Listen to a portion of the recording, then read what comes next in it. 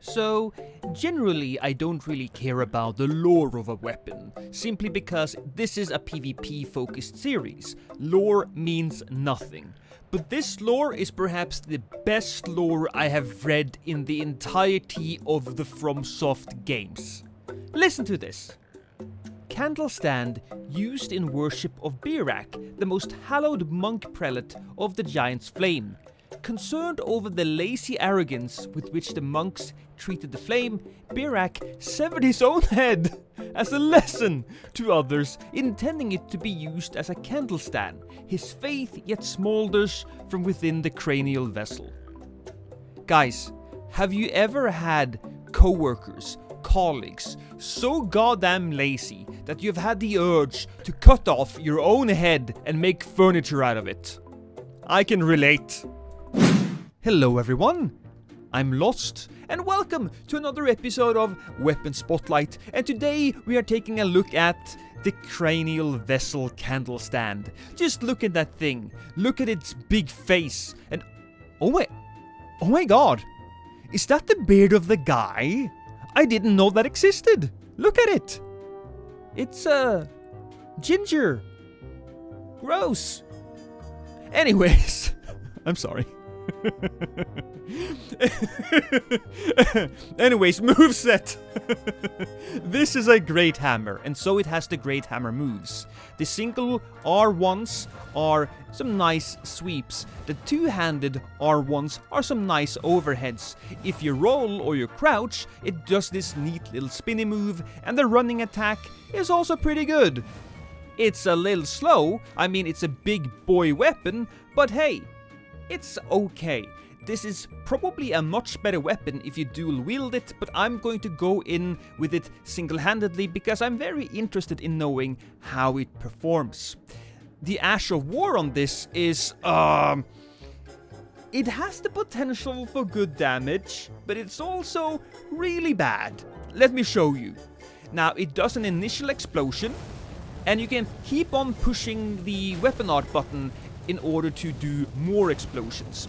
Of course, it is super slow, and I'm trying to get out. Yeah, there you can see. Getting out of that animation is going to be a bit of a bother. Now, damage-wise, we can get a solid amount of damage. Already we have 787 damage if we use the Flask of Wondrous Physic, which I really hope that I chose the right stuff on. No, I did not. We're going to choose the Flame tier, because the Flame Cracked tier will give us a nice bonus to damage, and why not? Let's just do the, I don't actually have a Strength tier, so we'll go with the Faith there. Let's see how much damage we can boost it with now. I'm also going to use Flame Grant Me Strength and sometimes Golden Vow, just because it gives more damage, but you might not see me use that in combat because, god, I'm lazy. I never really enjoyed buff builds because it just takes so much time to apply all of the buffs every single time we go into combat. But that's just me. Sorry. Anyways, Flame Grant Me Strength goes boom, and then we use the Flask of Wondrous Physic. There we are. And now we do a solid 1077 damage. That's pretty good. Now, let's get to the invasions, shall we? And we begin with perhaps one of the most embarrassing invasions of today. I know, you guys like to think of me as perfect, like I was cloned from one of the pubes of Zeus himself. Well, I'm not, as you'll see here. I do the weapon art, I get good damage, but I forget how the weapon art actually functions, and instead of mashing it, I hold it down, and I do not get the kill in spectacular fashion. Instead, I let them both live, and now there's 3 of them here. I tried to get another weapon art off, but I'm in trouble. I tried to do a little spinny attack there. Does not work, so I do not panic roll away. Those were very orderly and calculated rolls, okay? But now, I'm smart, right? I'm waiting for them to get down. I'm so goddamn smart. Oh, no. I may have gotten backstabbed. Again, not my finest invasion. But, you know what?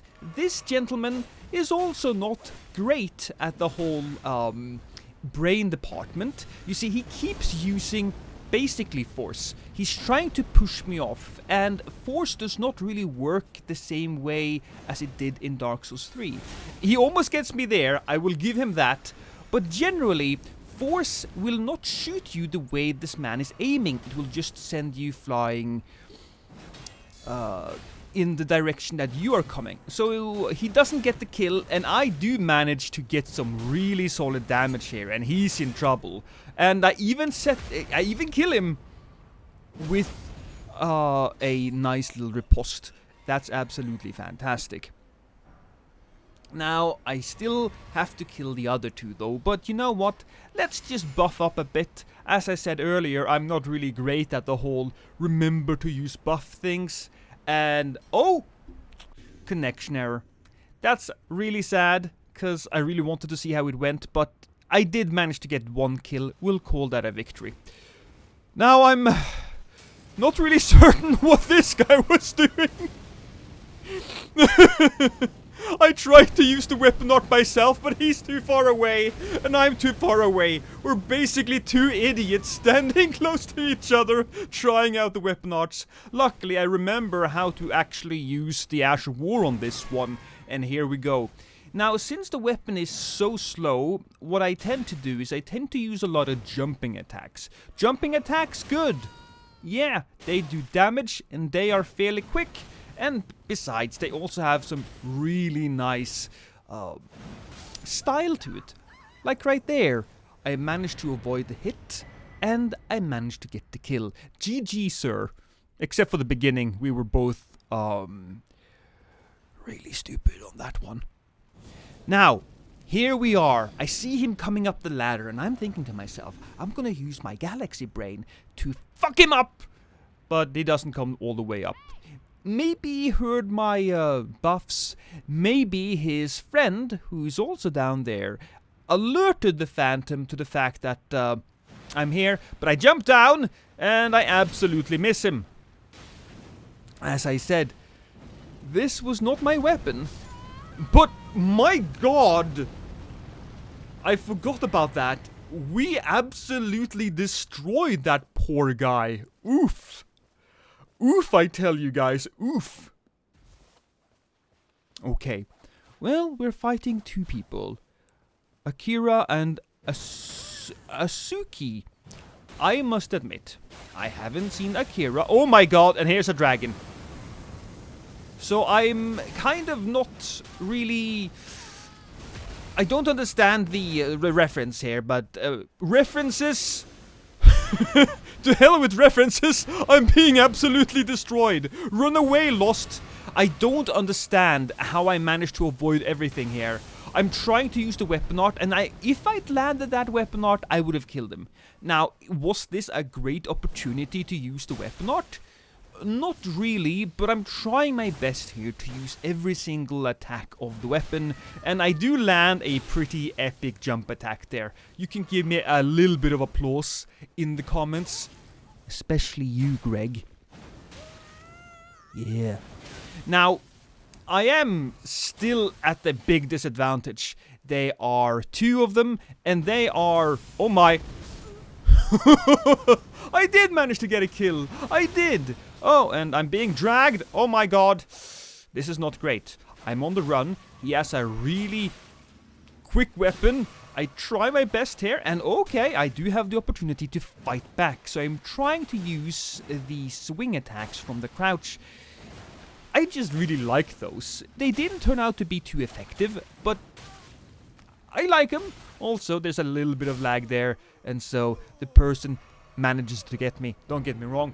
I probably would have died without the lag, but it was there, okay? It was there, I promise. Now we're fighting Long Time.